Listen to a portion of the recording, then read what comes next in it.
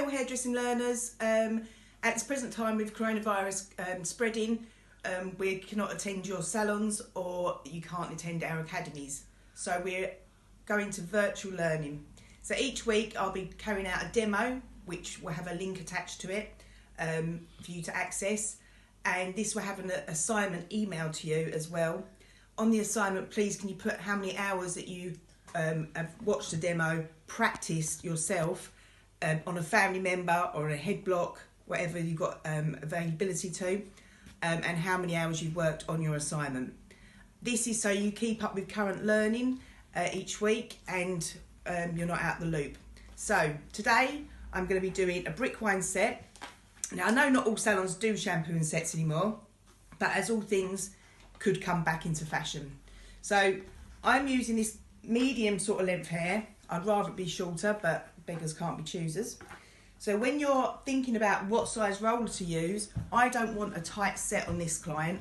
So by looking at my hair length, I've chose a medium sized blue roller because I know that's going to wrap around the hair nicely and give me a nice curl, but not too tight. So a brick wine set will achieve a look with no partings, and just as the name tells you, it is in brick formation. So you, in between each of your front two rollers, you'll have one sitting in the gap behind. So taking your section around the front, you want good tension, place your roller in, wind it up, make sure all your ends are in.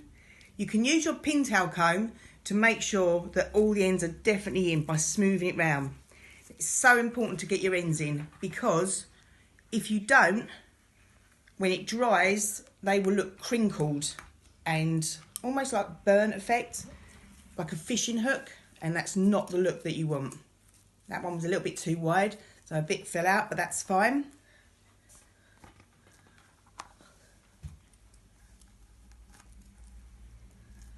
Just going to get my water spray because this bun's a little bit too dry, and I don't want it too dry because it won't set well, because the bonds won't have softened. But I don't want it too wet because it will take forever to dry as well. So what we're doing with a set is, as you probably already know, when the water's on the hair, we're breaking down our bonds, which in the natural state would be alpha keratin. And by drying and setting the bonds in their new shape round the roller, we're changing them to beta keratin because it's set into a new shape. And then when that hair gets broken down by water or humidity, again, we'll be changing it back to its natural state of alpha. So my two front rollers there, I'm placing one in the gap, just like a brick wall.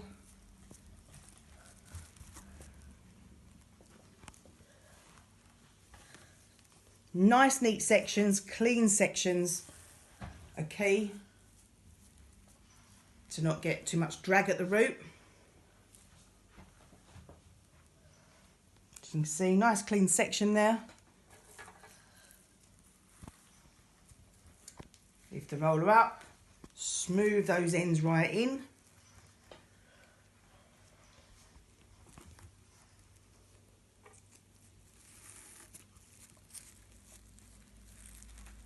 Yeah, this is good look for or a base if you're going to do a hair up after. So you've got some nice soft curls.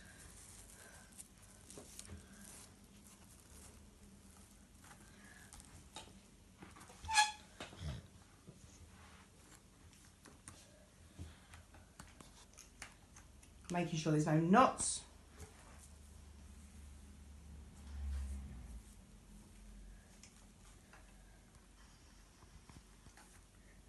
So my two there, placing one in between them.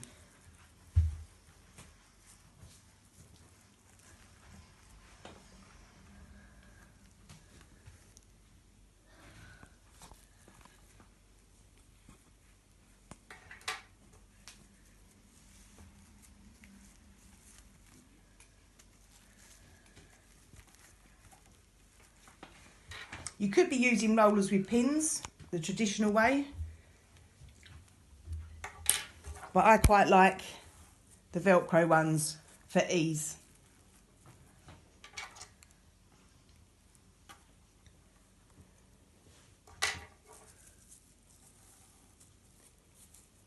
If I was doing a lady with shorter hair and she wanted a tighter set than this, then I would be using a much smaller roller. Products you could be using as well is a mousse to help it set, or a setting lotion which comes in the form of plain setting lotion, different strengths. You can also get coloured setting lotion for ladies that have got quite white hair, to take the edge off that white hair. There, see, you get some tricky bits around the back because it's getting shorter.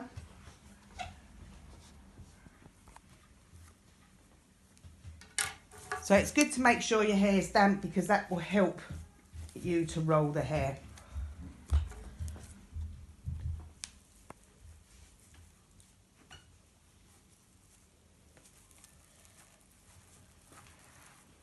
Just going to spray this back bit down a little bit because it's a little bit too dry. And we won't achieve the curl that we want.